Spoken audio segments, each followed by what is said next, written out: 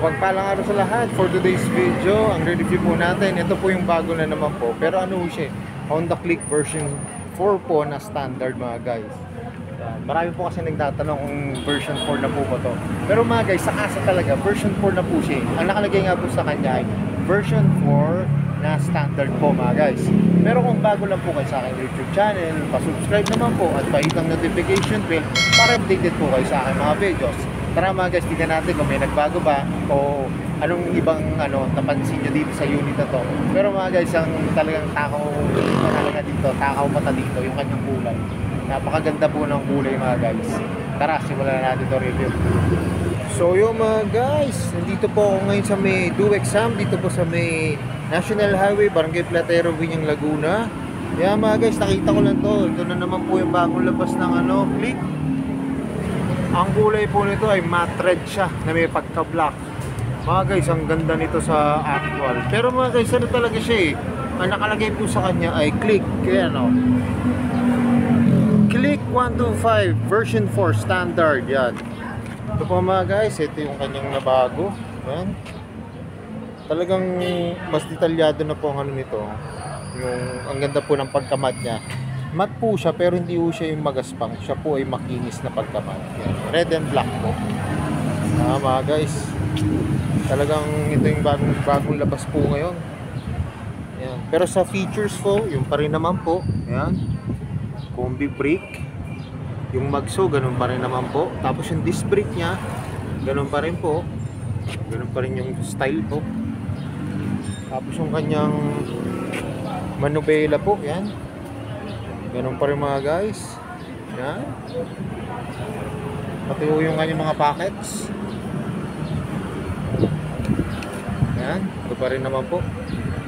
Yan. May USB port pa rin po. Ito pa rin yung packet niya. Ganyan pa rin kalalim. Tapos yung kabila po, ayan.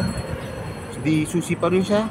Tapos ito po yung remote sa upuan mga guys. Pati yung upuan niya, ganun pa rin naman. Tapos ito po yung kanyang grab bar, yan, maganda po. Para siyang kulay nag-gold na brown na matte po. Yan. Tapos yung decals niya nga po, yan, gumanda po. Gumanda po yung pagkakagawa ng decals. Tapos yung kanyang mga flarings. Yung kanyang pairings po, ganda po. Pati ganyan taillight. Yan mga guys. Mga guys, quick review lang po to kasi wala pa naman po siyang nabago. Bale, binidyoan ko lang to mga guys kasi nakita ko ito na naman yung maganda bagong kulay na naman po ng Click. Malamang marami na naman pong bibili nito mga guys. Yan. Kaya yung mga naghahanap po ng bagong kulay ng Click na version 4 standard, yan, meron na po dito sa may DOEXAM, dito po sa may Platero mga guys. Yan. Tapos mga guys, dalawa yung available na kulay nila. Ito po. Yan. Kung gusto nyo, itong bagong red and black. Tapos yung isa po ay ito. Black po ito Ayan black and white po. Yan.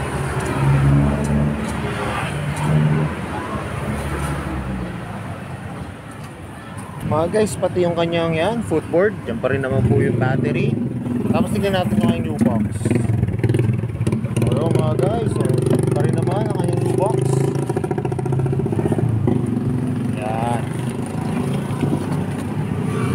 Talagang itong Click lang po talaga, marami po talaga nilalabas na version po. Pero talagang quality naman po yung mga labas. Saka, kagaya po nung dati, alam mo ang presyo na po ng version 3 nasa 80 to 82,000. Parang 1,000 lang po naman ang nadagdag. Pero version 4 po siya. Diba, siguro po itong mga pairings siya po, nagbago. Pero pag tinignan nyo naman talaga yun parang parehas lang po. Iba lang po talaga yung pairings niya, tapos yung decals po. Yan. Talagang yun lang po yung pinagbago mga guys. So yun mga guys, ito na, masasangyan ko na itong version 4 ng Honda Click. Ano po ito version 4 Honda Click standard po mga guys. Tara, tingnan nyo kapag nakasakay na ako sa unit.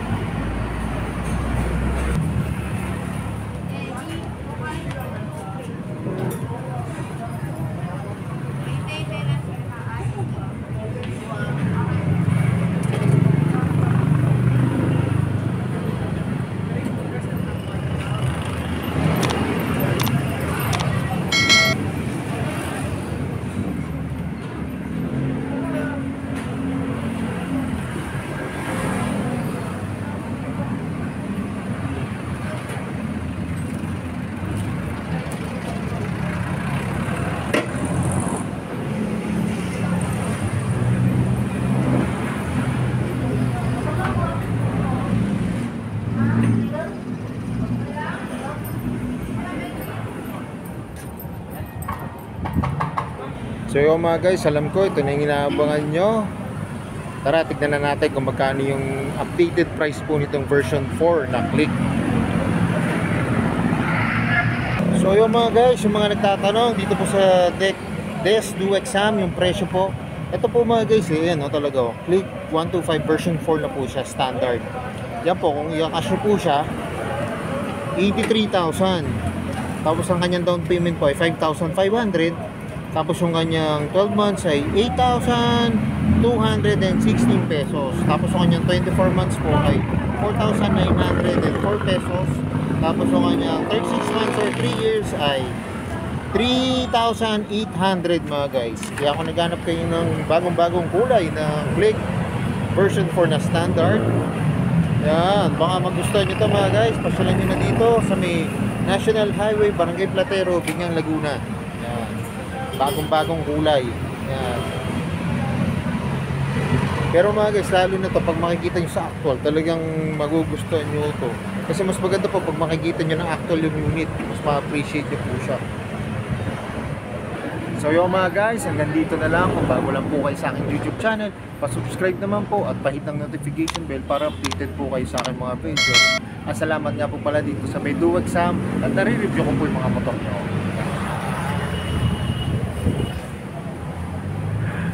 More says to come at kaya na like po sinasabi. Ingat po palagi, ride safe always and God bless po. Pa-like and share na rin po ng aking mga videos. Bye-bye!